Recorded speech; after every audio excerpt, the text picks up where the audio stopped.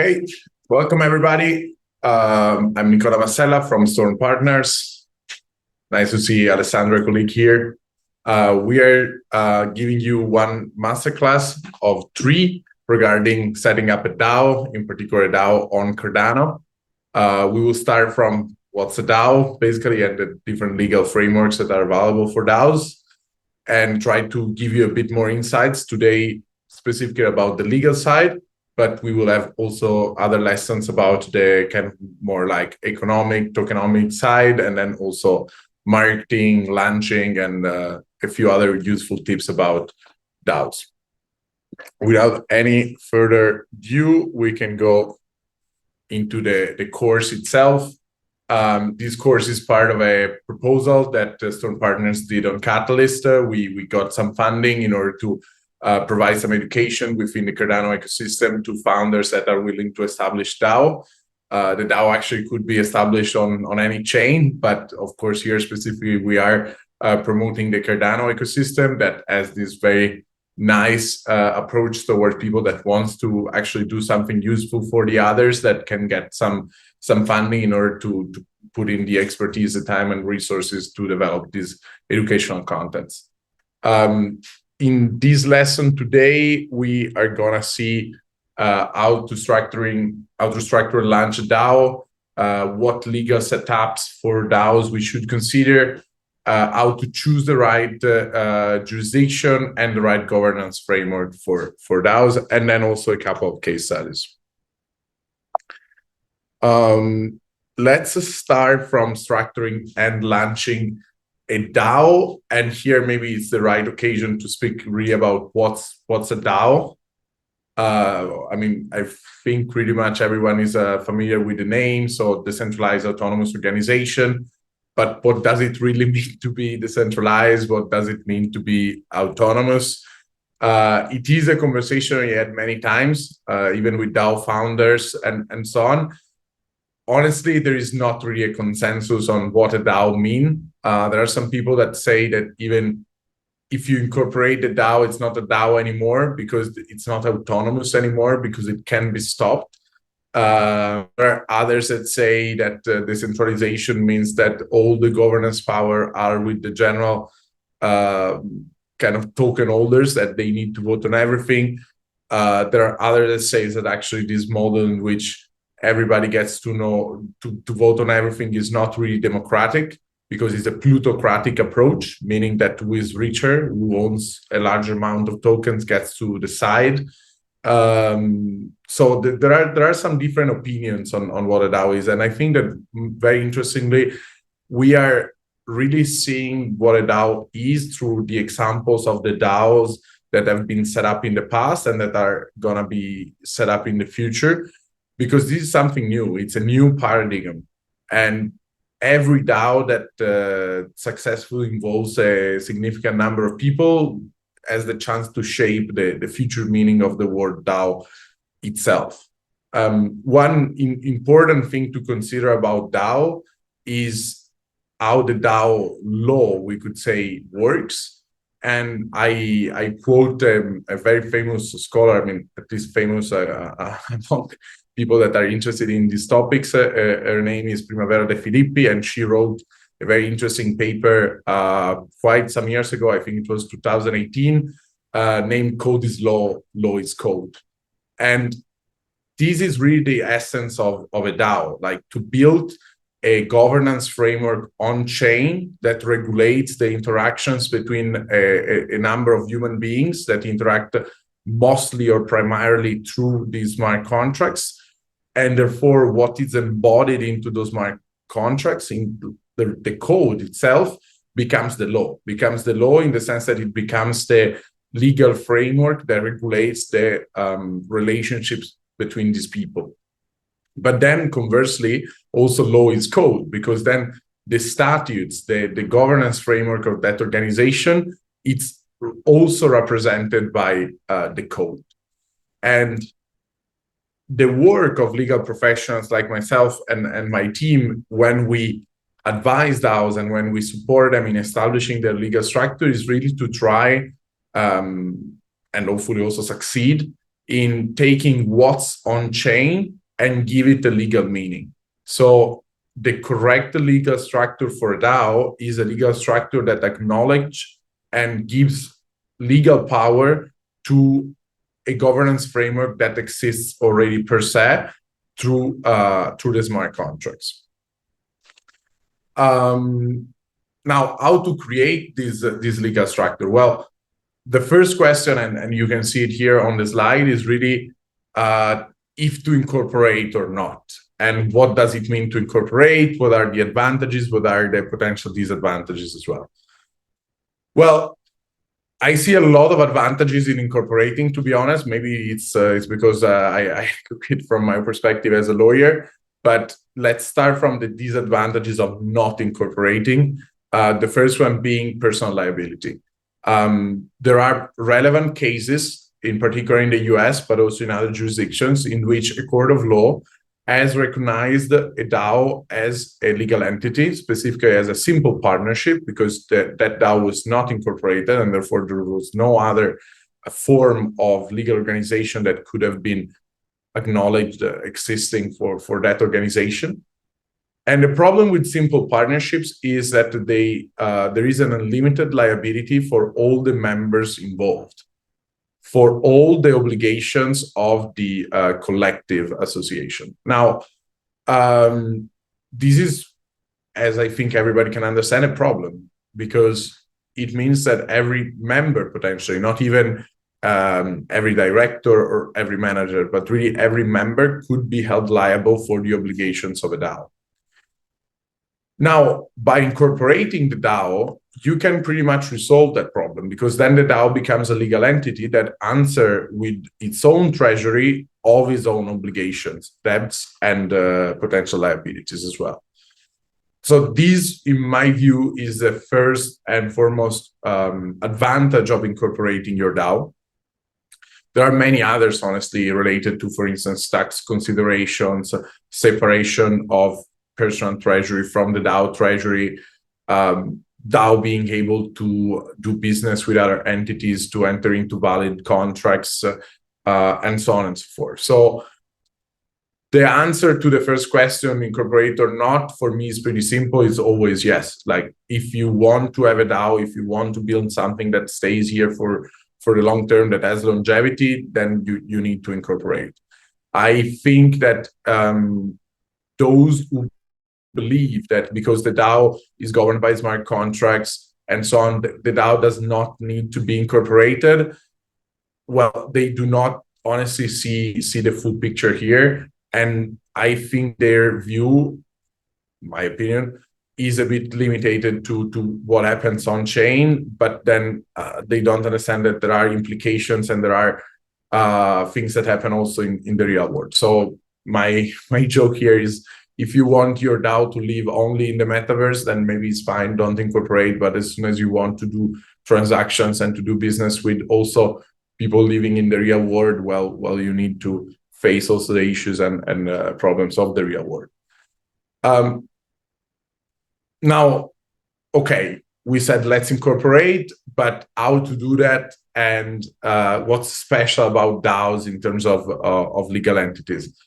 Well, the point is that it's not easy, or maybe it's not immediate, to being able to translate into a normal legal entity the structure that you have in a DAO.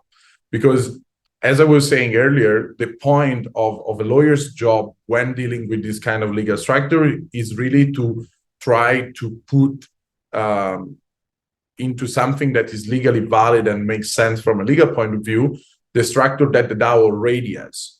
We don't want to change your governance structure. We don't want to change what you founders have conceived this DAO to be, but we want to give you a legal structure that makes sense with what you have already established. And of course, this is not an easy exercise. And as we will see in the next slides, there are some forms of legal entity that will be particularly suitable for this purpose. And this is, so how to do it? Well, how to do it is basically to work with a team that is able to put together different areas of competencies and arrive to an outcome that makes sense from a legal point of view, but also from the point of view of the DAO's founders with respect to what were their intentions from the beginning and what was the framework that they wanted to establish. Last point, as I see it on the slide, is worth to mention, catching up if you are behind.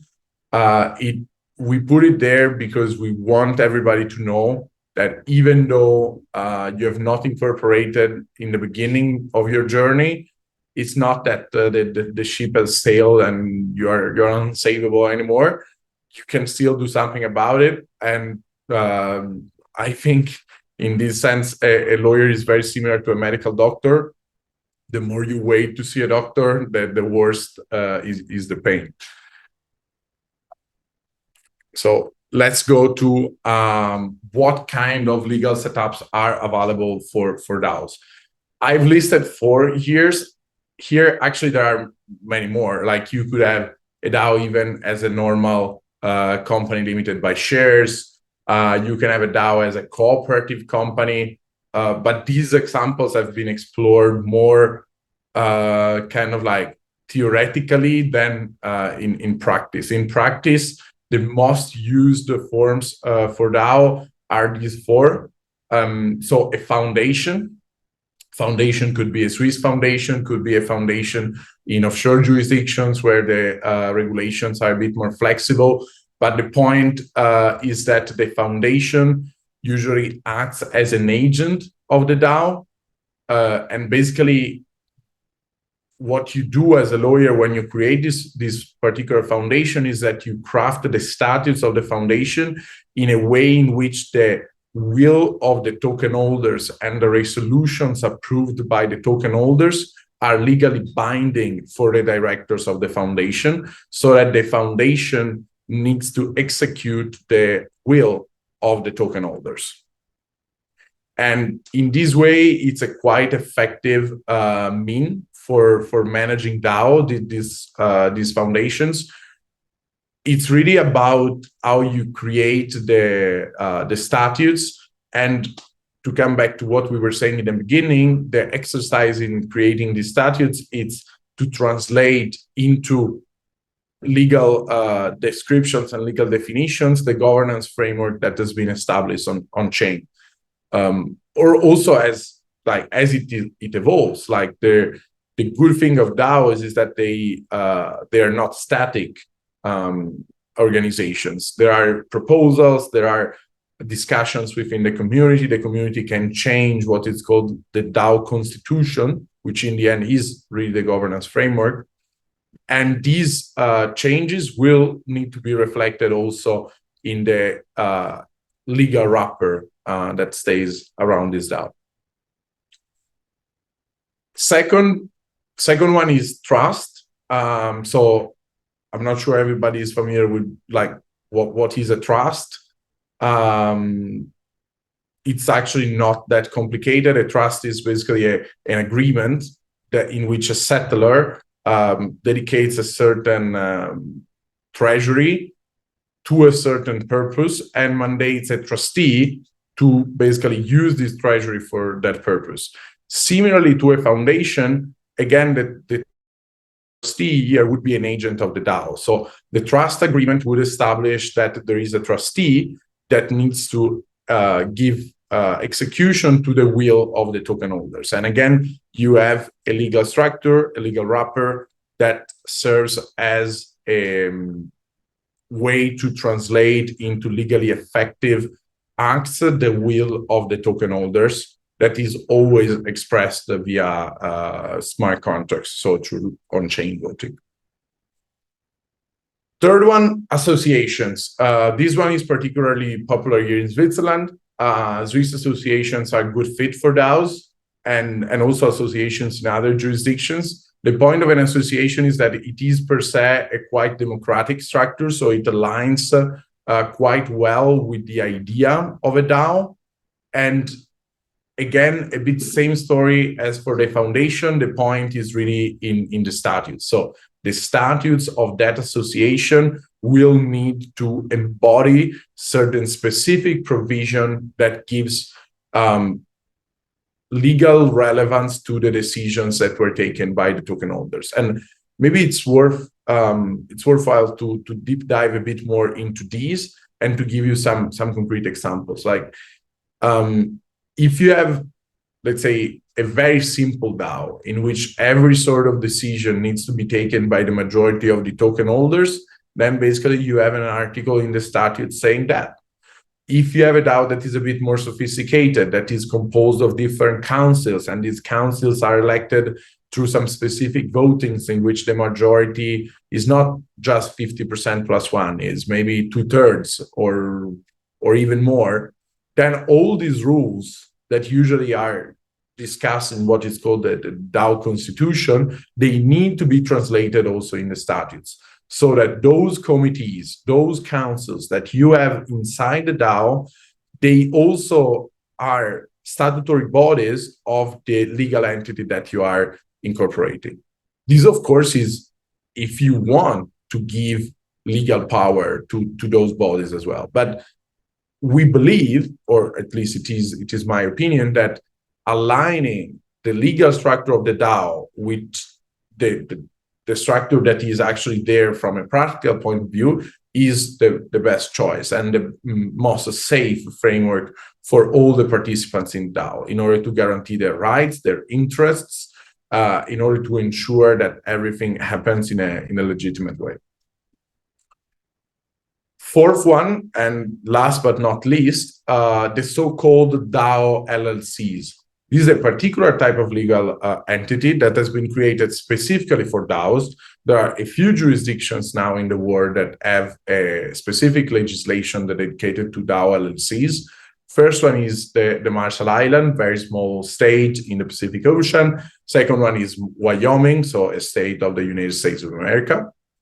These DAO LLCs are quite simple structures. They are LLCs, so limited liability companies, either for profit or not for profit.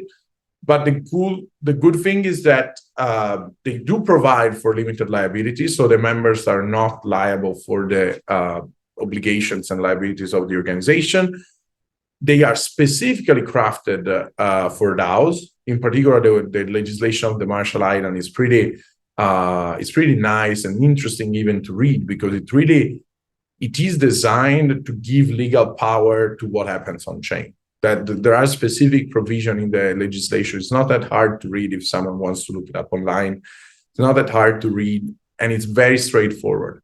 They even provide for like two models of DAOs. The first one is the so-called algorithmic DAO. So really, it's only about what happens on chain, and the legal entity and the acts of the legal entity are really just a translation of the resolutions that are passed through on-chain votings. Or there are also the so-called like people DAO. So more sophisticated organizations in which the human component is a bit more important, and in which, of course, there is legal power to what happens on chain. But usually what happens on chain is that there are some elections in order to appoint certain bodies that are basically formed of individuals that are elected by the DAO. And then these individuals have, for instance, the legal power to represent the DAO and to enter into contracts on behalf of the DAO. And this second model is a bit more similar to a normal business organization. Maybe before moving to the next slide, I would like to point out that there is not a right and wrong. There is not one model that fits all. It's really about understanding what you want to do, how you want to do it, the budget, the expectations, the number of people involved. And then you work with someone that can basically establish together with you what would be the best legal setup for what you are creating. Maybe in the future, one particular setup will emerge as the best one, the top in the class, but we are for sure not there yet. Also because, as we were saying earlier, DAOs are still a work in progress concept that is constantly evolving. now we come to the point of choosing really the right jurisdiction, and it is also related to choosing the right legal entity. It's really a bit kind of the same reasoning. What we should say here is that you have to look into the jurisdiction in which you want to incorporate in terms of is it crypto friendly? Is it not? Why yes? Why no? What are the benefits? What are the disadvantages? Is it better for you to be onshore? Is it better to be offshore? You should also take into consideration that you could have a complex legal structure that is composed of various legal entities. And then you should know that there are certain jurisdictions that were a bit ahead of others in terms of developing a regulatory framework that is more welcoming for DAOs. And we can mention here Switzerland and the Marshall Islands. 2 words about Switzerland. Switzerland has been the home of several crypto foundations since 2014, when Vitalik Buterin and Ethereum came here to Switzerland and established Ethereum Foundation. And then many others followed, Tezos, Cardano, Polkadot, many other projects are based here, at least from a legal point of view. And the Swiss regulatory framework has been very open towards innovation and towards crypto in particular. The Swiss financial regulator, FINMA, has a particular open approach towards crypto projects. Open approach does not mean that you can do whatever you want, but it means that you can speak with them and you can have a dialogue with the regulator to understand if what you want to do is feasible or not, what are the applicable rules, and eventually you can also obtain a ruling that basically states that the regulator sees your project in a certain way and wants you to comply with certain obligations, but not others. And this gives 100% regulatory clarity. That is something that is not there in almost all other jurisdictions, and makes Switzerland a particular attractive location for DAOs, but also for crypto projects in general. Second jurisdiction we want to deep dive into is the Marshall Islands, because the Marshall Islands, as I was saying earlier, has been the first country that created a legislation specifically for DAOs. It was called the DAO Act. It has also been updated in order to kind of like expand a bit the scope and improve certain areas and expand others. DAO LLCs under Marshall Island law can be either non-profit or for-profit entities. The tokens that are issued by the DAO are qualified not as securities by statutory provisions in the law. So there is like a decrease of the regulatory risk there, because it would really not be possible for another country to see these tokens as securities if they are not according to the law of the country of issuance. But this is arguable, difficult topic.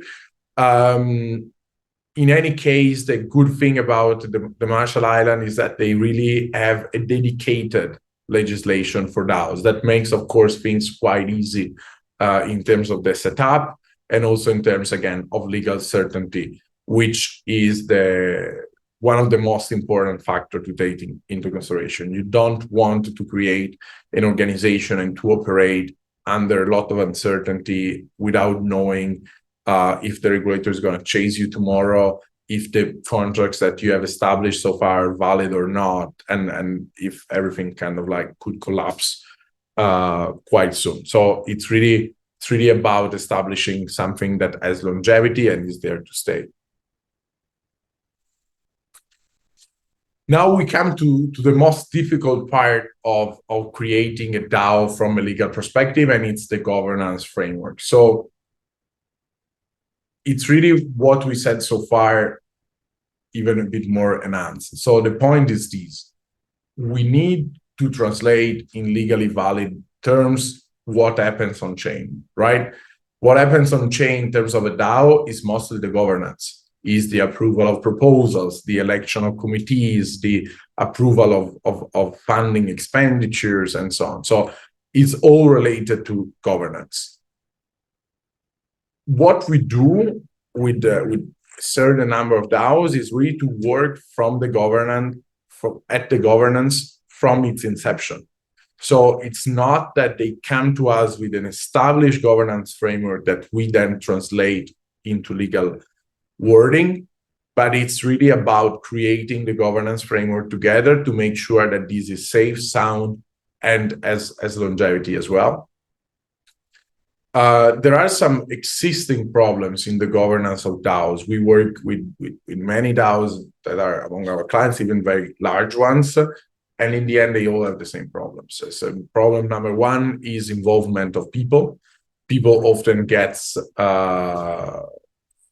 let's say, they lack interest in participating to the DAO activities on a daily basis. So you need to keep them engaged, because in order to have a functioning organization that is a democratic organization, you need participation. Second problem is about the DAO treasury and the fact that people often perceive the DAO treasury as something like that does not belong to them. And so they are all for spending money left and right, when actually it should really not be the case. If you are a DAO member, you should understand that the DAO treasury also belongs to you, and you should have a very keen interest on spending this money well. And then there is, of course, creating a governance framework that is effective in terms of you are creating a governance framework for an organization that will be able to achieve its objectives, to develop, to expand. And therefore, you need to have a structure that maybe in some areas is a bit similar to a company that can get stuff done.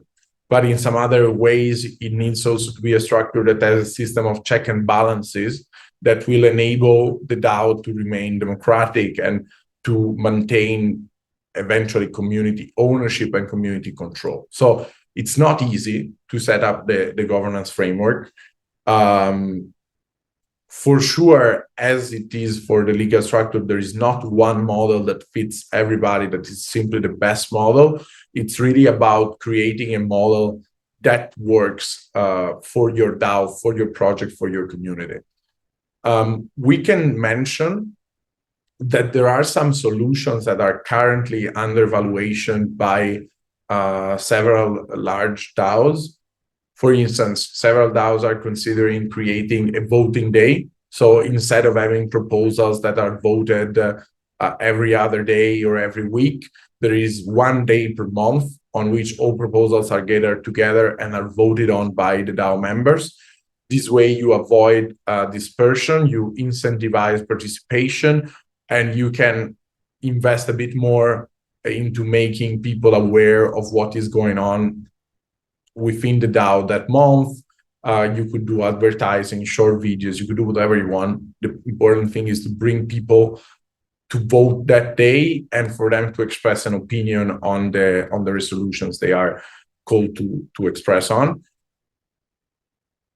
Another thing that most DAOs are doing is to establish more and more committees, meaning that you cannot expect everybody to just dedicate a large amount of time to the DAO or to the DAOs, because a person could be involved in more than one. And so what happens is that you should create certain committees, councils, bodies, whatever, within the DAO that are made of people that takes the responsibility to invest a bit more time than others and to do a bit more job, potentially for remuneration, potentially for free, this depends. But at least you have some people that can be held accountable for some functions and that help the organization moving forward. Now, there is a big debate between on-chain and off-chain governance. It is not an easy topic. Ideally, DAO founders would like to keep everything on-chain, which most of the time is always also my preference. But as a lawyer, I can tell you that there is also a value in having some off-chain features coming into play as well. For instance, most DAOs, they have an automatic voting system for resolutions that, for instance, automatically deploys funds to a proposal that has been approved. So you request some funding to the DAO, you submit your proposal, you include in the proposal your wallet address. If the proposal gets approved, you receive the funding immediately. It is automatic up to a certain extent. There are many, many DAOs in which, if you actually look into the process, you will see that at some point there is a human component. There is a person saying, okay, let's send him the money. Okay, let's send him the money. Now, of course, if a person wins the proposals and the voting is recorded on chain, and then this person does not receive money, this is a very big problem, and it shows a deficiency in the governance structure of that DAO. At the same time, there might be instances in which this is preferable. For instance, a DAO should, when it grows as an organization, should be able to check who are the counterparties that they're doing business with. So to do a minimum due diligence, to do a minimum KYC, and so on. But you cannot do it if everything happens really only on chain, without any barrier, without any sort of like whitelisting or identification and whatever. So having this human component in this instance, for instance, could be useful in order to prevent malicious actors from basically getting money from the DAO. This is particularly true if you consider that a person that has not good intentions could create a very, very nice proposal, send it to the DAO, do a lot of advertising, get the proposal approved, get the funding, and disappear. If this person has not been identified, how can you hold them responsible for delivering the proposals they have authored and they got approved? There is no means. You don't have their name. You cannot sue them. If the DAO is not incorporated, even more, it's a problem. But we need here to understand, and I'm talking to a part of you, and I'm sure that there are some people that are really for decentralization 100%, and I love decentralization, but you need to understand that there are some practical aspects that decentralization makes extremely difficult. And for instance, this one is a very clear example. So terrific if everything is on chain, as long as there are some counterbalances to ensure that you have some practicalities in order to make the organization working effectively also in the real world. And here we come to the governance tools. Like, there are many tools that can help with that. I think the famous one is a Snapshot. Most DAOs, they have a Snapshot page and they get the proposals approved there. But there are some that are dedicated and specific to the Cardano ecosystem. Summon, for instance, is a platform that basically enables you to create your own DAO. It's a no-code platform. Everybody theoretically could create a DAO there. Clarity is another service provider that provides tools to govern DAOs and to manage DAO processes all on chain.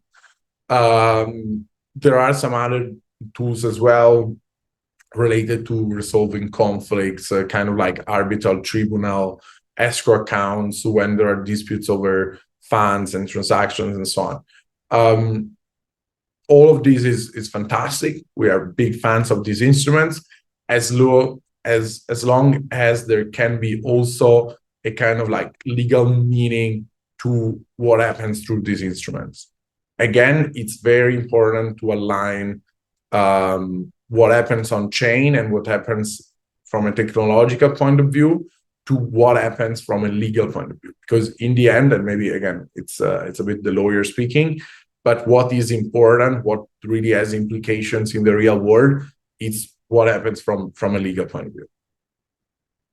I do understand some of you are Bitcoin maximalists. They don't even have a bank account, whatever. Still, I guess pretty much all of us needs to live in a house and in a country in which there are certain laws and we need to comply with them.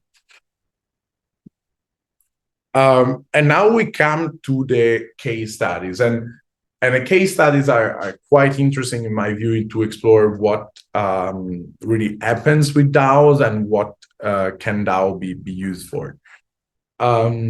First one would be DAOs for DeFi. There are many DeFi platforms that are set up as DAOs, some for marketing reasons, some for more idealistic reasons. I would say the basic point is that a DAO could govern a DeFi protocol and could also represent a different paradigm of DeFi, in which it's really about decentralization, about having people interacting in a peer-to-peer manner, having people taking collective decisions, for instance, on the fee of the platform, on the update of the smart contracts, on new features, and generally about how the platform is governed. It also is a bit of an instrument to offset some responsibility, because DeFi operates in a very controversial area from a regulatory perspective. Some regulators claim DeFi should be regulated, in particular financial regulations that are applicable to traditional trading venues should be applicable also to DeFi platforms. Some other lawyers and legal experts argue that this is really not the case, or it is the case only in a limited number of scenarios. However, long story short, DAOs are very popular in this area because they basically create some distance between whoever created the platform, developed the code, and then who really operates the DeFi platform.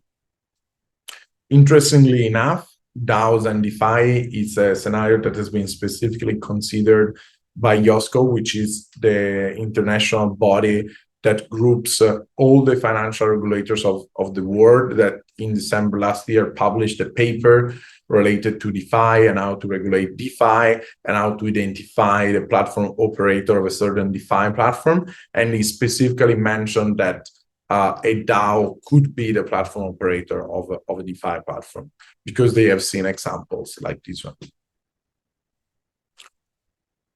Second case study, this is a bit more broad, and is DAOs as token-based organizations in general. Now, here maybe it's important to take a step back, and given that we are speaking about Cardano specifically, we could mention the next phase, the next era of Cardano, Voltaire, and the fact that it will go along with the new governance framework of Cardano that has been launched for discussion, at least with the CIP proposal. I think it was 1649 or something like that. It's a famous one. In any case, the point is that even Cardano, as many other protocols, will turn to some extent into a DAO. And here we get into a discussion that is really about semantics. What is a DAO? What is a token-based organization? What is a member-based organization? There are very different definitions, but in the end, the meaning is pretty much always the same. The point is that there is a certain organization in which all stakeholders have their interest in this organization represented by a digital token. And this digital token embodies certain rights with respect to this organization that are related to its governance, to the utilization of certain benefits provided by or within the organization, to performing transactions with other members of the organization, acquiring goods, services that are provided within the organization. So the point is really the token. This is the common element to all these organizations. And whether the organization is DAO or is not DAO, this is really open for discussion. Maybe one day we will have a clearer definition. But as of now, I think the important thing is to understand that there is a trend, and this trend is going towards DAO for, I think, most of Web3 related projects. And as you can see now, most newly issued tokens, they embody some governance feature. And as long or as soon as there are these governance features embodied, into the token, then we can start speaking of a DAO. Maybe not all of them are really DAOs, but for sure there are some characteristics and traits that are common to DAOs. And then this kind of discussion restarts again about what is a DAO, what is not a DAO, how a DAO should work. I think we can conclude by saying that DAOs are really in evolution, and everybody that creates a DAO right now has the chance to shape the future meaning of what a DAO is.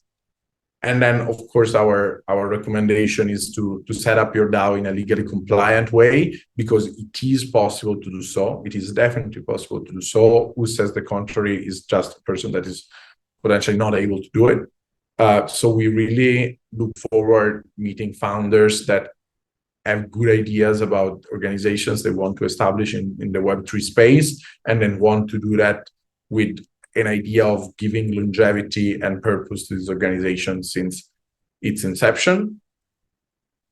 Thank you very much for your attention. We open the floor for questions. If any, I would be more than happy to answer.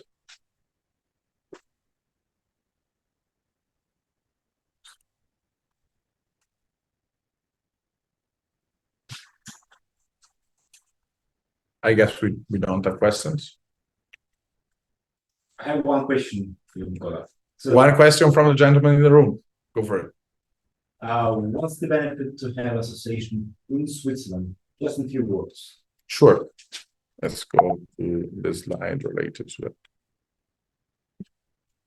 that. Switzerland for sure provides for a very reputable jurisdiction. So if you want to have a DAO that, again, has longevity, is able to do business with established organizations, with maybe organizations that already do business in the traditional world, then it is easier to do it with an organization that is based here in Switzerland, that is easily findable, we could say, not an organization that is based offshore, that raises like maybe an eyebrow when you're dealing with an established corporation, that maybe they have some limitations in doing business with due to anti-money laundering reasons, or even due to their internal policies. So there is one big advantage that we can summarize into kind of like reputational advantage. Let's say that's the first one. Second, it's about the legal setup. So again, as I was saying earlier, associations, they make a lot of sense for DAOs, because the idea of an association itself and the idea of a DAO are not that far apart.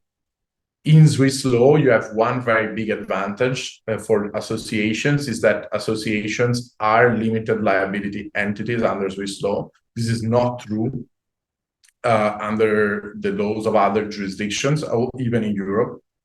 So the fact that the association has limited liability and answers of its obligations only with its treasury, and there is no liability for the members of the association, it makes it a very, let's say, good entity for the setup of DAOs.